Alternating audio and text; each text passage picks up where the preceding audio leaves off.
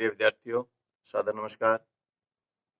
आशा है आप सब ईश्वर की कृपा से अपने अपने घरों में सकुशल होंगे, सरकार द्वारा दी गई हिदायतों का पालन भी कर रहे होंगे। जैसा कि सारा विभाग और सभी सरकार के लोग, ऊंचे पदों पर बैठे हुए अफसर, सभी ये कोशिश कर रहे हैं कि इस महामारी के कारण कम से कम नुकसान हो, चाहे जान माल का हो। वैसे ही उसी कड़ी में हमारा सबका ये प्रयास भी है कि आपकी पढ़ाई का नुकसान भी ना हो। तो आज की वीडियो उसी प्रकार जैसे हम पीछे से शब्द रूपों को कर रहे हैं, उसी कड़ी में आज हम एक नया शब्द रूप लेकर इस कक्षा में उपस्थित हैं। आशा है आप पिछला होमवर्क अच्छे से कर रहे होंगे। डिस्क्रिप्शन में जाके आप पिछली वीडियो जरूर देखते रहें, क्योंकि जब तक आप पिछला काम नहीं करेंगे तब तक आपको आगे का काम नहीं आएगा। आगे का मैथ गुणा भाग सीखने के लिए बच्चे को गिनती आना जरूरी है। उसी प्रकार से जब तक आपको पुल्लिंग शब्द रूप नहीं आएंगे, स्त्रीलिंग शब्द रूप नहीं आएंगे, अकारांत शब्द रूप नहीं आएंगे, तो आपको इकारांत शब्द रूप आ नहीं सकेंगे। इस प्रकार आप पहले अकारांत शब्द रूपों को जरूर करें, इकारांत शब्दों को करें, फिर ही आपको ये नंबर वाइज शब्द रूप आपको। हमारा प्रयास ये है कि हम आपको पीछे से पूर्व ज्ञान से लेके ही चलें। जितना आपने पीछे सीखा है उससे आगे हम आपको सिखाने की कोशिश करते हैं। तो पिछली वीडियो में हमने ये हर्ष व इकारांत मुनि ही शब्द किया था। पुल्लिंग, पुल्लिंग इकारांत है, ये आपको दिख ही रहा है। ये पुल्लिंग हर्षव, ये ई हर्षव ई है, तो इकारांत शब्द रूप हमने किया था। आप सबको याद होगा, आपने कॉपियों में भी लिख लिए होंगे। इस प्रकार के मैंने कई शब्द रूप आपको और भी बताए थे कि मुनि ही को देख के आप कवि का, कपि का, भूपति का शब्द रूप लिखें। अगर आपने लिखे हैं तो आपको याद हो गया होगा, मेरे को पक्का विश्वास है। तो आज इसमें कुछ इकारांत है जो इनसे थोड़े से अलग हैं। तो अगर ये याद है तो उनमें कुछ भी नहीं करना, थोड़ा सा बदलाव करना है। सिर्फ एक दो नियम उसमें अलग लगते हैं, व्याकरण के नियम है, तो वो आप अगर थोड़ी थोड़ी चेंजिंग कर देंगे तो वो शब्द रूप बिल्कुल ऐसे ही है। तो उन शब्द रूपों को करने से पहले एक बार इनको दोहरा लेना अत्यंत आवश्यक है। तो सबसे पहले हम प्रथमा का एक वचन बनेगा मुनि ही, द्विवचन में मुनि, बहुवचन में मुनिय है। द्वितीय का एक वचन मुनीम, द्विवचन वही मुनि, बहुवचन मुनीन। तृतीय का एक वचन बनेगा मुनीना, द्विवचन मुनिभ्याम, बहुवचन बनेगा मुनिभि। चतुर्थ का एक वचन बनेगा मुनये, मुनिभ्याम मुनिभ्य है।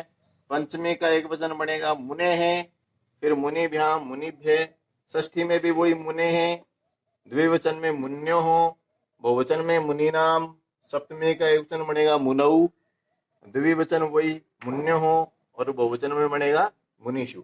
संबोधन का एक वचन बनेगा हे मुने, द्विवचन बनेगा हे मुनि और बहुवचन बनेगा हे मुनि है। इसी तरह से कपि, कपि कपय है, कपिम कपि कपीन, कपीना कपिभ्याम कपिभि, कपये कपिभ्याम कपिभ्य, कपेहे कपिभ्याम कपिभ्य, कपेहे कप्यो कपीनाम, कपौ कप्यो कपिषु, हे कपे हे कपि और हे कपय है। ये आपका कपि का शब्द रूप आपने लिख लिया था। अब दो शब्द रूप हम करेंगे जो इनसे थोड़ा सा अलग हैं। उसी की पृष्ठभूमि मैंने इससे तैयार की है, ताकि आप पिछला अगर आपको याद होगा तो आगे वाले जो शब्द रूप हैं बिल्कुल आसानी से आपको याद हो जाए। उसमें आज हम करेंगे यही हर्ष इकारांत में ही दो शब्द रूप है, बड़े इंपॉर्टेंट है, बहुत बार पूछे जाते हैं। एक तो है हरि,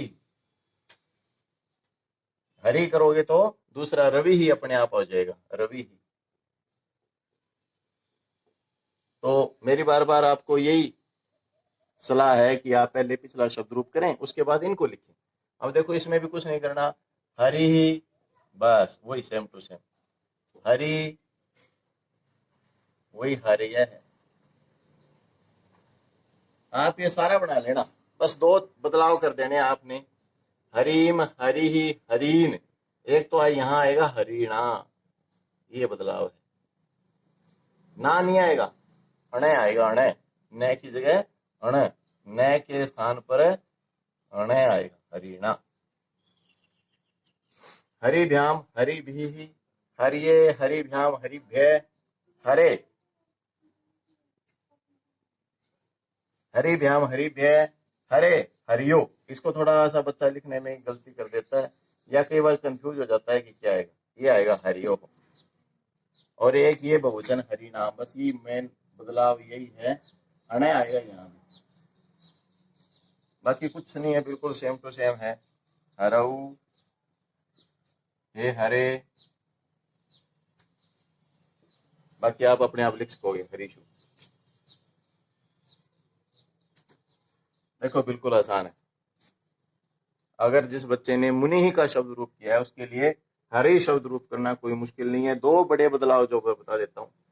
तृतीया का एक वचन हरिणा, षष्ठी का बहुवचन हरिणाम, बस उसमें नाम बढ़ता है हरीश और रवि। रवि में भी रवीणा बनेगा, यहाँ रवीणा, रवीणा रवीणा, और यहाँ रवीणाम बनेगा।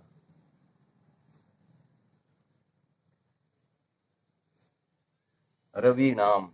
अब आप इसको आसानी से समझ गए होंगे,